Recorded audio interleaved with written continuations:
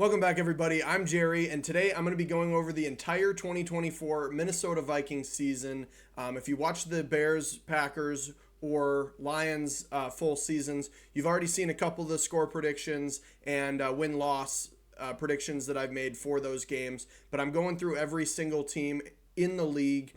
Starting off with NFC North, we'll do NFC North, South, East, West, then AFC North, South, East, West. So stay tuned for that. At the end, we'll have playoffs. We'll go through Super Bowl, everything. I'm basically predicting the entirety of the season.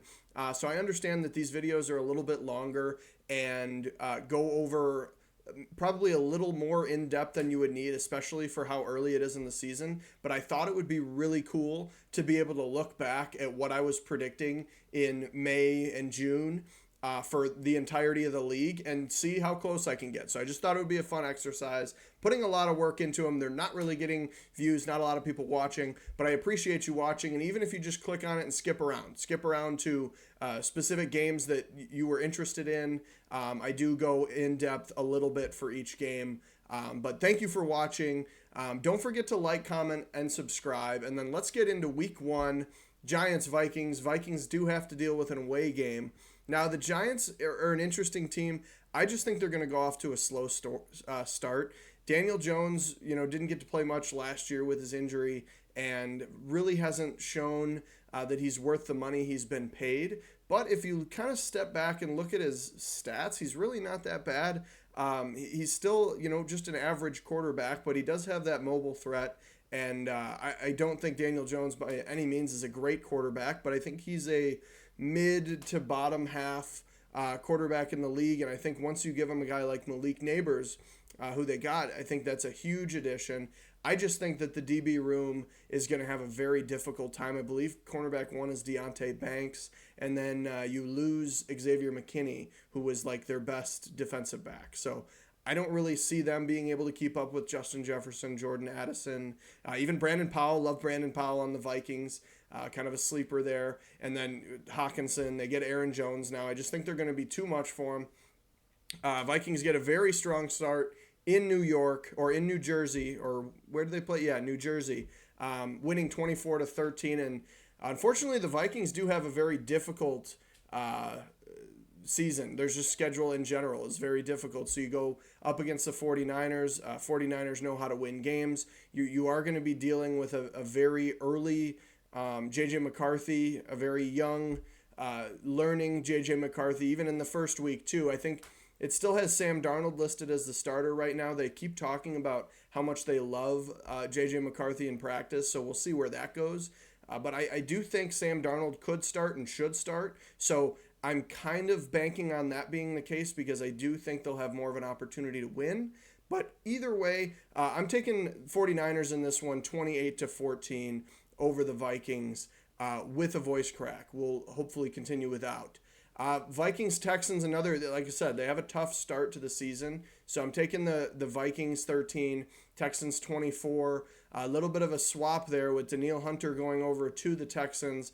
The Vikings get Jonathan Grenard, who really did look good with the Texans last year, but how much of that was being in D'Amico Ryan's defense, and can Brian Flores, reboot that and get back the Jonathan Grenard that they got last year? I think you are getting a huge loss in the Vikings, and their defensive back room is not great, especially with a revenge game for Stephon Diggs going all the way back. Not necessarily a recent revenge game, but having Stephon Diggs over there in Houston, I think it's going to be very difficult for any of the DBs on the Vikings to keep up, especially because Harrison Smith isn't getting any younger, and he's really the best DB over there. They have Byron Murphy Jr., who's fine but not great. You've got a Caleb Evans, who is not very good, showed some flashes at the end of last year.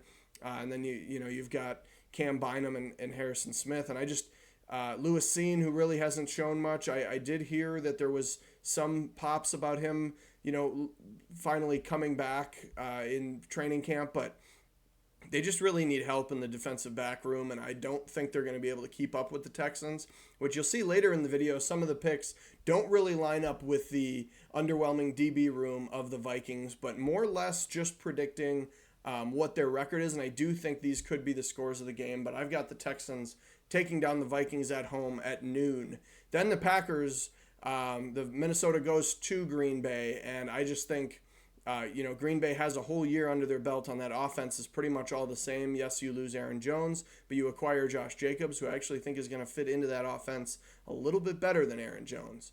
So I think the Packers, I think, are just going to smoke the Vikings. You've seen the score, and I talked about it in the Packers video, but I just think they're a better team. I think even though the Packers wide receivers are all just kind of homegrown, no super high picks, I think they're just going to run all around the Vikings defensive back room, as well as I think Josh Jacobs will be able to run through the defensive line. So I think the Vikings defense is going to struggle. I keep saying that, but I also keep forgetting at how much Brian Flores can elevate the defense. So I could be wrong there, but you will see some lower scoring games because I think Brian Flores is going to be able to keep the defense in it, but he is not working with much. I also think you could see the Vikings take an opportunity to move somebody, to try to acquire a defensive back.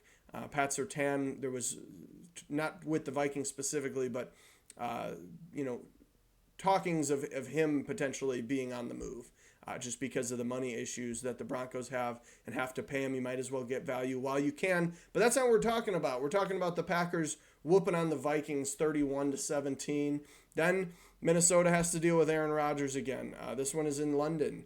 That's why it's at 8:30 a.m. And I just think if Aaron Rodgers doesn't get injured and you still are dealing with a young J.J. McCarthy or a subpar Sam Darnold, I just think this Jets team is going to pounce all over the Vikings, and I don't think they're going to have a whole lot of success. I just think it's a young team early on in the season that has to deal with, going to London. I think the Jets are a better football team if they can all stay healthy. So I have the Jets taking down the Vikings 27-10. I mean, you just look at all the weapons: Breece Hall, Garrett Wilson. Aaron Rodgers is still over there and hopefully can come back and give the Jets the season that they've been wanting. But I have the Jets taking down the Vikings 27-10 in London. Then we have the Lions versus the Vikings. You'll notice these divisional games, the Vikings don't really win very much, and that is partially on me doing the other three videos first. It was just I didn't mean for the Vikings to get swept a couple times, but it just ended up happening. And honestly, I think for the final win-loss total, I think it's still fairly accurate. So I have the Lions taking down the Vikings 13-20.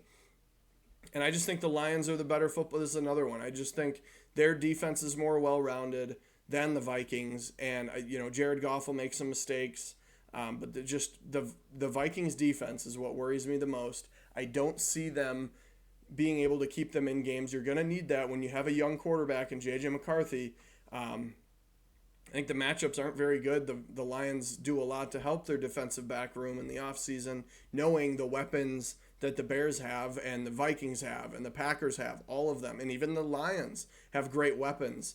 But then you've got teams like the Vikings where the defensive back room is just not very good. So it's going to be difficult, and I think that is a big reason as to why they're going to get some losses. And I have the Lions going into Minnesota and winning 20-13. Then the Rams, this is another one. I'm talking about it with every team, but okay, Cooper Kupp, Puka Nacua, Kyron Williams, Matt Stafford, how's that sound?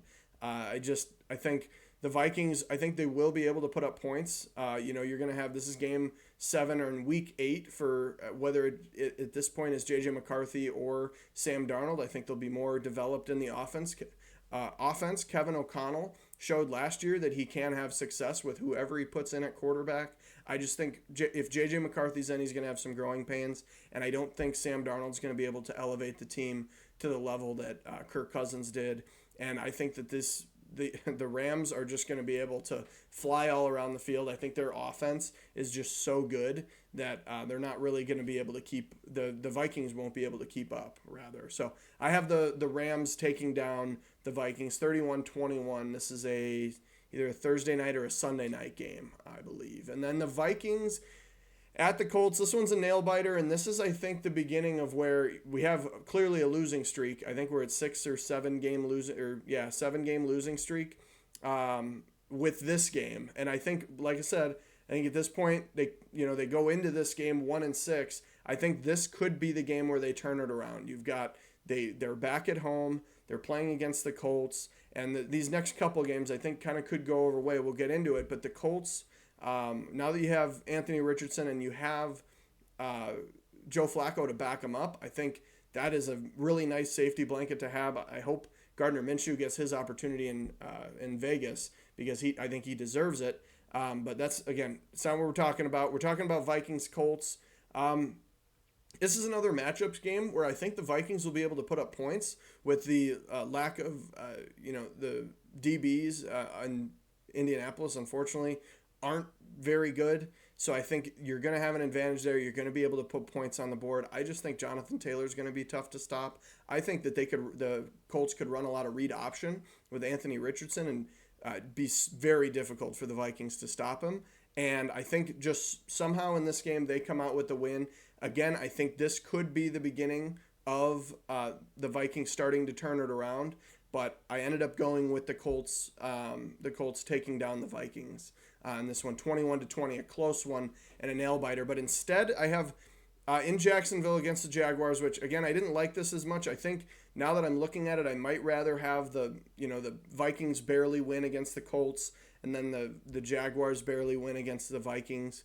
But either way, I think you can flip flop these, and I think the record at the end could be more accurate. But I think the Jaguars are really going to hurt from losing Zay Jones and Calvin Ridley, and it's going to make it difficult for Trevor Lawrence, especially with him kind of being underwhelming for the hype that he got coming out of the draft. And I think, again, we're by week 9 now, so this is either J.J. McCarthy potentially has had a couple weeks already to play, or maybe he's been playing for 9 weeks, or Sam Darnold is more, he's had, 8 weeks, or not, at this point 9 weeks, is post-bye week, with Kevin O'Connell learning the offense and winning games. So I think this is the kind of the point of the season where you see the Vikings kind of make a comeback, show some promise. So Kevin O'Connell's job isn't on the line or anything. But I think the Jaguars defense still kind of lacks enough to where with just all the weapons on Minnesota that they would be able to come out with the win in this game. And again, you could say the same thing about the Colts game. So I'm going to leave that open. But what I ended up choosing, Colts win, Vikings lose. This one, Jaguars lose, Vikings win. But I think you could flip-flop them. Either way, Vikings win 24-21. Then to the Titans, another away game. But I've got the Vikings winning again. We got a noon game again. I am not very high on the Titans. I think they're going to have a lot of work to do. They have a big change to make. They got these receivers, but they lose Derrick Henry. So the whole entire basis of the offense is going to change, which they didn't play very well last year. So you could look at that and say, well, this is going to be for the better. And a lot of those people were in the room the whole time. Will Levis has had another year to learn the offense, and it could be good, especially by week 10. They could be playing together. They could have some connections between DeAndre Hopkins, Calvin Ridley, and Tyler Boyd. This is another one where I think you could say they could win. They end up, I have them, the Titans losing, and the Vikings winning 24-17. This is also another one where you could say the matchup, why would you have the Vikings win when you have, you have Justin Jefferson, Jordan Addison, Brandon Powell, Hawkinson, we've talked about all of them, going up against a poor secondary and the Titans, as well as the Titans with Calvin Ridley, DeAndre Hopkins, Tyler Boyd against the spotty Vikings defensive back room. But again, I'm going to take the Vikings in this one 24-17, and I like them winning more in this one. I think this is another one that could flip-flop. Then I have the Bears winning 27-17 at home in Chicago. We already talked about this one in the Bears video, but I think by this time, Caleb Williams is going to have a nice connection with a couple of his receivers. As we heard, Caleb Williams did get an advantage pre-draft, getting the playbook, learning early, and has been able to already connect with Rome Odunze in the draft process. He had been friends with Keenan Allen for about a year before the draft, and then Caleb Williams spotted working out with DJ Moore multiple times and even going to his camp. So he's clearly doing what he can to be a part of the team and be a part of the city. And I think that it's going to be enough to where either JJ hasn't had enough time yet or he's dealt with some growing pains, and it makes it difficult for Minnesota to come into Chicago and win, and the Bears win 27-17. Then the Vikings come back. They do get another win over the Cardinals. I have really no faith in the Cardinals. They get Marvin Harrison Jr., which I think will be a help, but that's really about it. You have Kyler Murray, who should be playing more this year. unless he gets injured again or, there's a triple XP weekend. But we'll have to see what happens. I think that's why I have the Cardinals putting up 24 again. I don't think that the Vikings have the talent that they need on the defense to put in big stops. So I think Marvin Harrison Jr. could take advantage of, some bad defensive backs. But I ultimately think the Vikings will have it put together, and the Cardinals really don't have much going on their defense aside from Budda Baker to put together a stop for the Vikings. I have the Vikings putting up a lot of points, even if you just have Aaron Jones running all over the place. I think that would be a deadly weapon for the Vikings in this game from a very mid-bottom end run defense in Arizona. So I'm taking the Vikings 31-24 in this game. And then the Vikings with another win. Bit of a resurgence here towards the end of the season. Again, my whole thought is J.J. McCarthy, if he's playing, is finally putting it together, or he's sat behind Darnold enough and made it work. Vikings win 28-20 over the Falcons. But again, another one where you could say, okay, well, they have Drake London, Kyle Pitts, Darnell Mooney, and then Bijan Robinson in the backfield. Are they really going to be able to, they're not going to be able to take advantage of the bad Vikings defensive back room. And I think this is just one of those where you've got also a Kirk Cousins game where this is going to be probably one of the biggest games of the season for Kirk Cousins if he's playing. And I think this is just looking to be the perfect,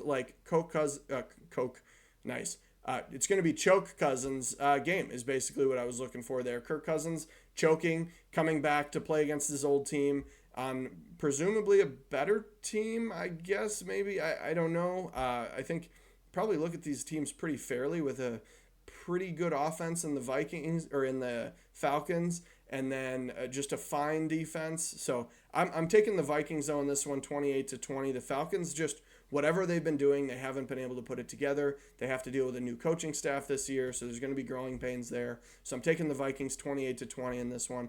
Then into Minnesota, I just have the Bears barely getting it. Assuming this is kind of one of those where the Vikings have their number, the Vikings are winning most of the game, but then the Bears come back and take it.